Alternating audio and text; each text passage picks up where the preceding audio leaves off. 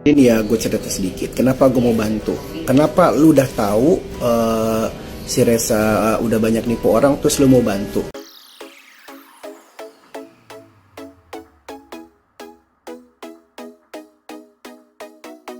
Sekali lagi, gue lihat mamanya sangat baik gitu sama gue, dan bener-bener mau majuin gue sebagai penyanyi. Jiwa entertain mamanya itu memang luar biasa, tapi memang si Rezanya aja yang memang yang nggak bener gitu.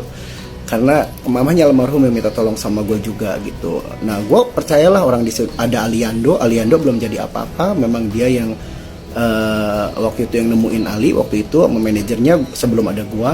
Waktu gue masuk ke situ ada Iva, ada Sokes, ada Aliando. Cuman dia menganak emaskan Ali lah waktu itu, sampai gue pun nganterin Ali atau gimana gitu. Tapi gue nggak tahu kenapa dia selek sama Ali, diambil sama keluarganya, dan gue juga nggak mau tahu kenapa. Gue orangnya nggak pernah mau tahu. Tapi yang Iva sama Sukres ini mau laporin polisi, gue bantuin. Nah, terus dari situ barulah gue sendiri yang jadi penyanyi, jadi manajemennya dia, karena orang-orang udah nggak ada yang mau. Nah, saat itulah gue beli lagu, bikin klip segala macem, gak jadi segala macem, apa semua diduitin gitu. Semuanya diduitin. Terus waktu itu dia mau bikin juga band. Waktu itu ada band, nih katanya personilnya ada Brian Domani di situ. Oh, oke, gue bilang oh ini bekas ada penyanyi cilik waktu itu yang lumayan terkenal. Ya udah, gue biayain juga. Nanti lu nempel ke situ. Enggak juga, gue dibohongin juga. Terus yaudah akhirnya dia katanya mau hijrah lah segala macem. Terus buka toko handphone di Ambasador. Gue diubrak-ubrak sama manajernya tuh Mbak Ade, suruh bawa duit 40 juta, nanti kita kerjasama begini. Malam-malam itu gue nganterin duit 40 juta cash sama Mbak Ade, manajernya yang sekarang. Itu gue ke kosannya dia. Terus dia ikut partai, katanya begini, nanti gue bayar kalau misalkan begini. Dia dapat duit dari partai juga banyak waktu itu. Kagak sama sekali, akhirnya gagal juga. Ya gue juga bukan cuma-cuma ngasihnya gitu loh. Dia dengan segala macam cara dia ngomong. Ternyata gue denger lagi dia nipu lagi orang bikin lagu, dapat duit waktu itu. Banyak dia duitnya, setelah dia jatuh itu banyak gue tahu duitnya. Dan gue tahu sendiri itu. Gue udah bilang, lu beliin rumah kek, bikin apa kek segala macam. Dia tuh nggak peduli sama keluarganya.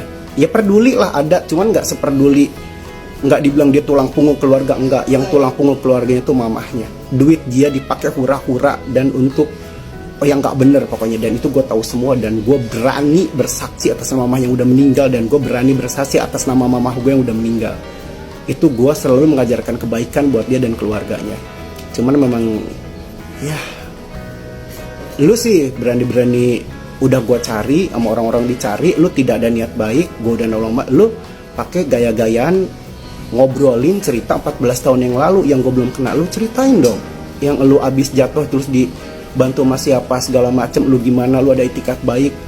Ini malah semua gue diblok segala macem, diblok. Sama Raffi aja lu berterima kasih cuma 5 juta, sama gue ratusan juta. Lu minta sampai nangis-nangis, lu mau diusir sama kontrakan, gue yang nyelamatin, sampai gue yang nego sama agen propertinya. Coba lu di mana? Lu di Uber sama orang partai. Lu ama Itu benar, itu nama saya Iva, saya dari Bandung, dan saya pernah menjadi salah satu artis di bawah naungan RH Management. Dan saya ingin membenarkan dengan adanya cerita yang sudah beredar, yang sudah FYP terus.